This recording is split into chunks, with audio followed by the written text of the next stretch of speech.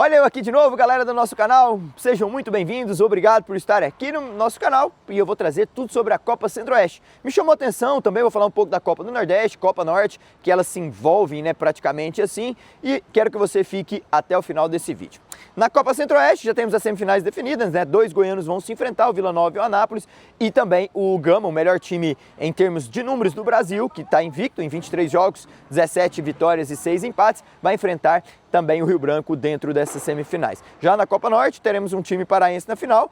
o Paysandu vai enfrentar o Águia do Marabá, é um confronto interessante, e no outro o Porto Velho enfrenta o Nacional, se eu não me engano, do Amazonas. São os confrontos, esses times vão, o campeão de lá enfrenta o campeão daqui, então eu acredito que vai ser um duelo interessante. Desses 8 times só restaram 2 na grande decisão. Primeiro eu vou começar com o Anápolis, que fez 9 pontos em 15 disputados, fez 9 gols, sofreu apenas 3, um time que teve mudança de comando técnico recentemente, mas essa mudança trouxe frutos positivos, conseguiu a primeira vitória por 3-1 no Jonas Duarte contra o Figueirense no último final de semana, em jogo válido pela Série C, consegue agora aplicar 4-0 no Cuiabá, um time que entrou para ser uma chacota de fato,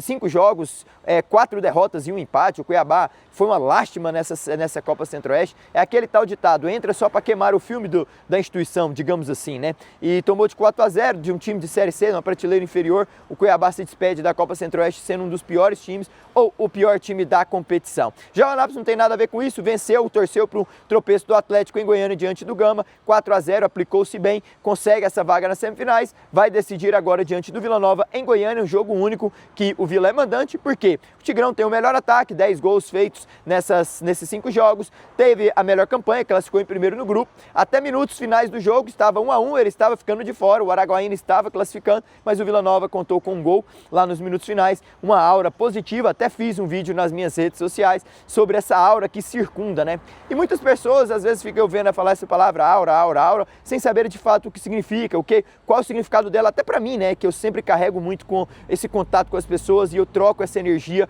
e dia a dia com as pessoas que envoltam ao meus meios de círculos de pessoas, ao local de trabalho, aonde eu estou no meu dia a dia. E a aura nada mais é daquela algo que circunda uma pessoa na imaterialidade dos fatos, Algo que é uma energia que ela emana quando uma pessoa tem com a sua positividade, a sua alegria, o seu peso de fato. E quando o Guto chegou, eu falei muito sobre essa aura, que ele carrega consigo, essa história que ele construiu, a forma como ele tem a sua presença na sua fala, nas suas colocações, na sua postura de ser. Então é uma aura que o circunda, que faz com que emana energias assim, surreais, e é o que o Vila Nova viveu de fato esse mês de abril. Dia 30 é hoje, encerrando o mês, o Vila Nova fez 8 jogos, 4 empates, 4 derrotas, o Tigrão fez 13 gols, é o melhor ataque da Bezona, é o melhor ataque da Copa Centro-Oeste, o time do Vila de fato entregou bons números, o torcedor não sentiu que é derrota no mês 4, ou seja, só viveu coisas boas. Se você for analisar nas duas competições, disputou 24 pontos, ganhou 4 jogos, 12 mais 4, 16, então 16 de 24 é uma performance muito boa. Se ele conseguir, por exemplo, construir esses mesmos números, mesmo recorte em maio, o Vila Nova vai deixar o seu torcedor numa expectativa, num êxtase muito alto. Semifinal vai ser um jogo único, data a ser marcada ainda pela CBF, jogo em Goiânia, no estádio do Vila. Não sabemos se o Guto vai estar presente, se ele vai colocar de fato jogadores que estão performando na Série B. Vamos ver, aguardar mais próximo. De fato é que o Vila está próximo de mais uma decisão, o Vila está próximo de ter momentos interessantes aí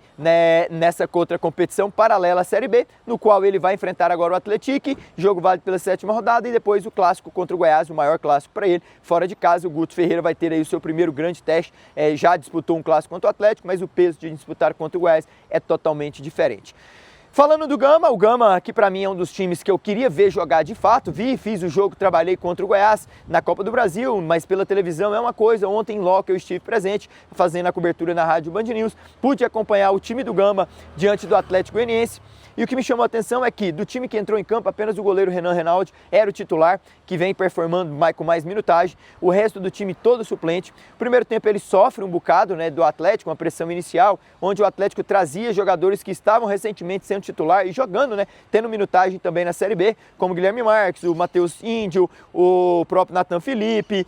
ali na frente Léo Jacó, o Léo Tocantins, jogadores que estavam aí recentemente tendo minutagem também na Série B e também no Campeonato Goiano, na Copa do Brasil. Mas de fato é que o primeiro tempo o Atlético mereceu sair vencendo, faz o gol nos minutos finais, consegue descer para o intervalo 1-0, mas na volta do intervalo o que se viu foi um apagar das luzes, foi o que se viu mais do mesmo, foi o que se viu do Atlético contra o Náutico, foi o que se viu do Atlético contra o Vila Nova, um segundo tempo muito abaixo, um rendimento muito pífio. Eu não me recordo do nosso narrador ter dito o nome do goleiro do Atlético, do goleiro do Gama no segundo tempo. Então assim, foi um sufoco, foi um atropelo, o Gama fez 2, poderia ter feito 3, 4, bola no travessão, bola pressionante,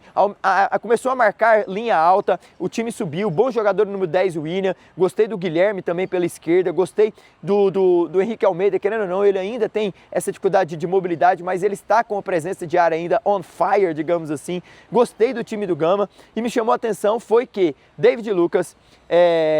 Zulu,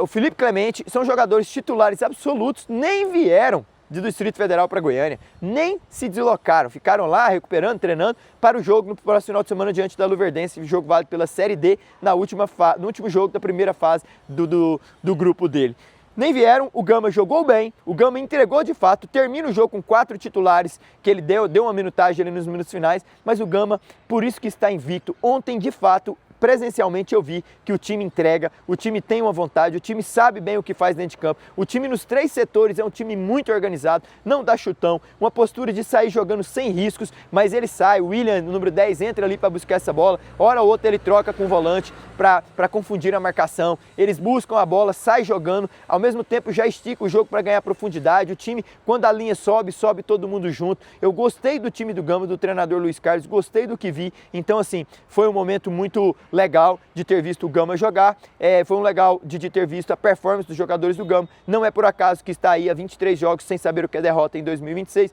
estamos fechando o mês 4, vai entrar o mês 5 sem ninguém ter conseguido fazer com que o vestiário respire uma derrota. Me chamou a atenção também a imprensa candanga, no qual eu tive acesso, falar que se não for a vaidade, que se não for o ego, esse time tem muita coisa ainda para render nesse ano de 2026 e é assim que eu quero acreditar. Me demonstrou ser um grupo muito carinhoso, um grupo homogêneo. Vieram vários torcedores do Gama para Goiás para acompanhar o jogo contra o Atlético. Um torcedor está de fato acompanhando o time nesses momentos muito bom aí na temporada. Então eu gostei de ter feito o jogo, mas para ter visto esse time do Gama jogar e performar, porque falar, o Gama está invicto, mas ver de fato, ontem eu vi logo, vi quando a bola estava no setor ofensivo, como o sistema defensivo se porta, vi qual é a reação perda após bola. Então assim, muito interessante, um time a ser observado, esse Gama. Com certeza vamos estar aqui fazendo outros materiais para falarmos mais de um time que pode não terminar o ano invicto, mas com certeza vai colher bons frutos aí. Ao Atlético a pressão está instalada, o seu presidente teceu vários comentários, como é de fato, falou que o treinador em vários momentos se omitiu, jogadores que precisavam dele na beirada do campo e ele estava lá conversando com o Renan, enfim, já começou aquele burburinho, mas o time vinha de um recorte interessante, eram 5 jogos em que não perdia, válidos pela Série B, Copa do Brasil e também Copa Centro-Oeste, interrompeu esse ciclo, agora vem uma pressão para enfrentar o Juventude no próximo domingo, 7ª rodada da Série B, Juventude vem com 3 vitórias seguidas, mas é material para outro vídeo que eu já analisei os jogos da 7ª rodada e eu vou trazer tudo aqui para você. Fechou? Forte abraço, era só esse resumo que eu queria trazer dos jogos da Copa Norte, Copa Centro-Oeste, Copa do Nordeste também. O Fortaleza eu vi o segundo tempo todo quando eu cheguei em casa, fez os 2 últimos gols nos minutos finais, né? Garantiu a vaga. A torcida do Lion pressiona porque quer ver o time performar bem, mas de fato Carpini é resultadista, está entregando resultados, então o torcedor do Lion não pode questionar. São 24 jogos, se eu não me engano, 18 vitórias,